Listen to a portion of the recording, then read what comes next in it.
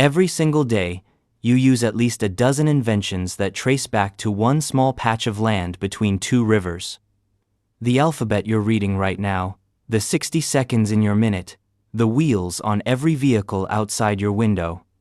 All of it started in a place most people couldn't even point to on a map. Welcome to Mesopotamia, the cradle of civilization, and the story of how a handful of ancient innovators literally invented the modern world. Let's set the scene. Around 6,000 years ago, in what is now modern-day Iraq, there was a region nestled between the Tigris and Euphrates rivers. The Greeks would later call it Mesopotamia, meaning the land between rivers. And those rivers were everything. Every spring, they flooded, depositing rich, fertile silt across the plains. This wasn't jungle, this wasn't paradise. It was flat, hot, and mostly barren. But that flooding created something miraculous.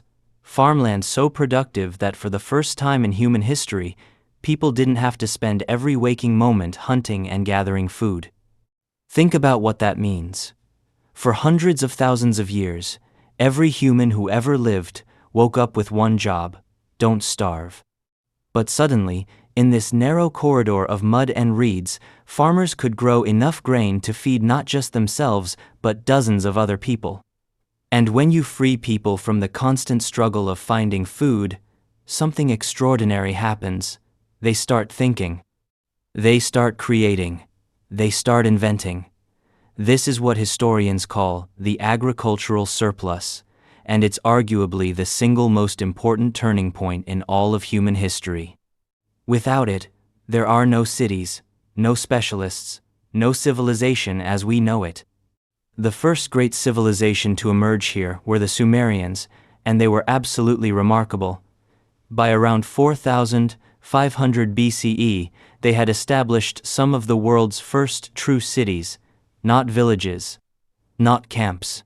Cities with thousands of residents, specialized workers, and organized governments. Uruk, one of their greatest cities, may have housed up to 80,000 people at its peak. To put that in perspective, most humans at this time lived in groups of a few dozen. Uruk was a metropolis that wouldn't be matched in size for thousands of years. The city had distinct neighborhoods, massive temple complexes, bustling marketplaces, and even a sophisticated sewage system. Archaeologists have uncovered workshops for potters, weavers, metalworkers, and jewelers, all operating as full-time specialists who never had to grow their own food. But cities create problems. When you have 80,000 people living together, you need systems. You need to track who owns what land, who paid their taxes, how much grain is in the storehouse. You can't just remember all of that. And this is where the Sumerians made perhaps their greatest contribution to human history. They invented writing. Now, it didn't start as literature or poetry. The very first written records were essentially receipts. Around 3,400 BCE, Sumerian accountants began pressing wedge-shaped marks into soft clay tablets using a reed stylus. We call this script cuneiform, from the Latin word for wedge. And those first tablets said incredibly mundane things like 29 jars of oil received or 3 sheep delivered to the temple. It was bureaucracy. It was record-keeping. It was, frankly, boring. But it changed everything. Because once you have a system for recording information, that system evolves.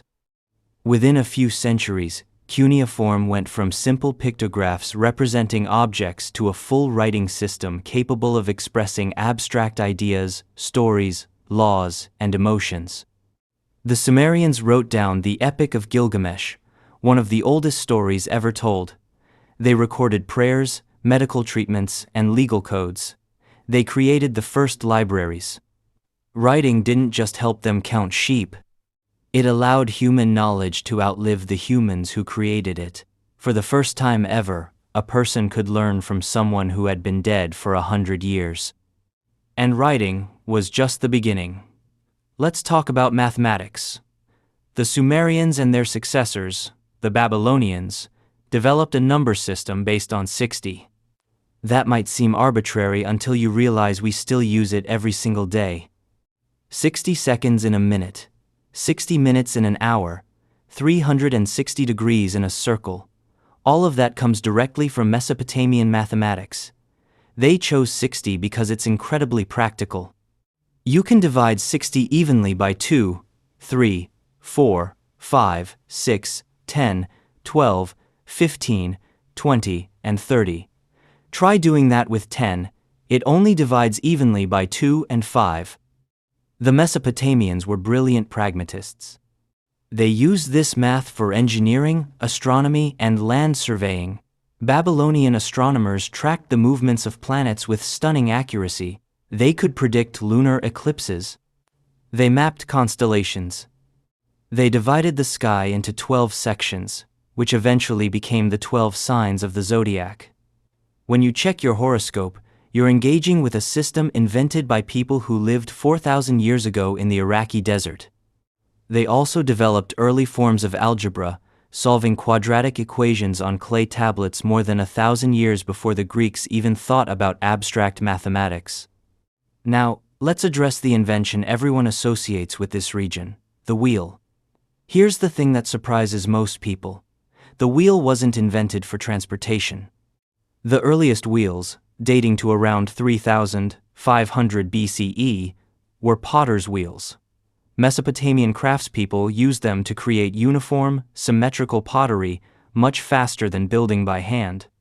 It was an industrial tool. It took another few hundred years before someone had the genius idea of turning the wheel sideways and attaching it to a cart. And even then, those first wheeled vehicles were heavy, clunky ox carts used for hauling goods. This wasn't a chariot racing across the battlefield. It was essentially a wagon full of grain rolling slowly down a dirt road. But that simple innovation transformed trade, warfare, and the entire trajectory of human civilization. Speaking of trade, Mesopotamia's location made it a natural crossroads. The region itself lacked many essential resources. There was almost no timber, very little stone, and virtually no metal ore. Everything had to be imported. So, the Mesopotamians became extraordinary traders. They developed some of the first commercial networks, exchanging grain and textiles for wood from Lebanon, copper from Oman, and lapis lazuli from Afghanistan. These trade routes stretched thousands of miles, and managing them required sophisticated systems of weights, measures, and contracts. Yes, contracts. The Mesopotamians invented legally binding agreements. They had courts, judges, and lawyers. Some things really never change. This brings us to one of the most famous documents in ancient history, the Code of Hammurabi. Around 1754 BCE, King Hammurabi of Babylon created one of the earliest comprehensive legal codes. Carved onto a massive stone stele over 7 feet tall, it contained 282 laws covering everything from property disputes to medical malpractice. If a surgeon operated on a patient and the patient died, the surgeon's hand would be cut off. If a builder constructed a house that collapsed and killed the owner, the builder would be executed. Harsh? Absolutely. But the radical idea wasn't the punishments. It was the principle that laws should be written down, publicly displayed, and applied consistently. Before Hammurabi, justice was whatever the local strongman decided it was. After Hammurabi, there were rules. And every legal system on Earth today descends from that revolutionary concept. Mesopotamian religion was equally influential. The Sumerians worshipped a pantheon of gods who behaved remarkably like humans. They argued, they loved, they got jealous, they made mistakes. The temples built to honor these gods, called Ziggurats, were massive stepped pyramids that dominated every city's skyline. The Great Ziggurat of stood over 60 feet tall and served as both a religious center and an administrative hub. Some scholars believe the biblical Tower of Babel was inspired by these Mesopotamian ziggurats, and the story of a great flood that destroys the world. The Sumerians had their own version in the Epic of Gilgamesh, written over 1,000 years before the biblical account. A man named Utnapishtim builds a boat, loads it with animals, survives a catastrophic flood, and lands on a mountaintop. Sound familiar?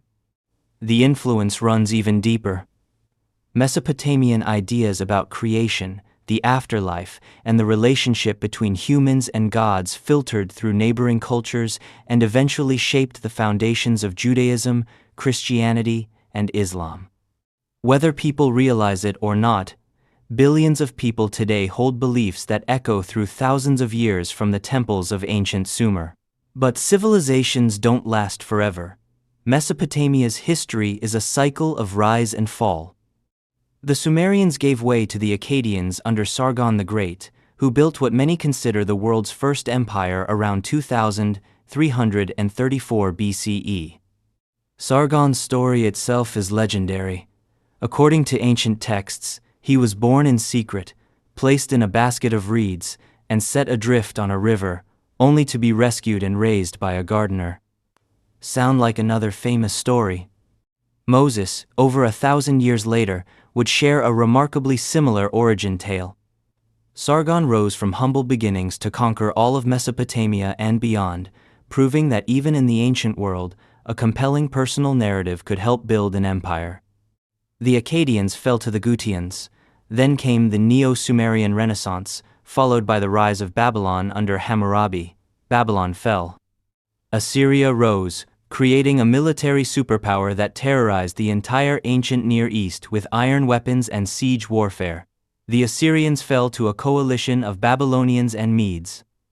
Neo-Babylon under Nebuchadnezzar built the famous Hanging Gardens.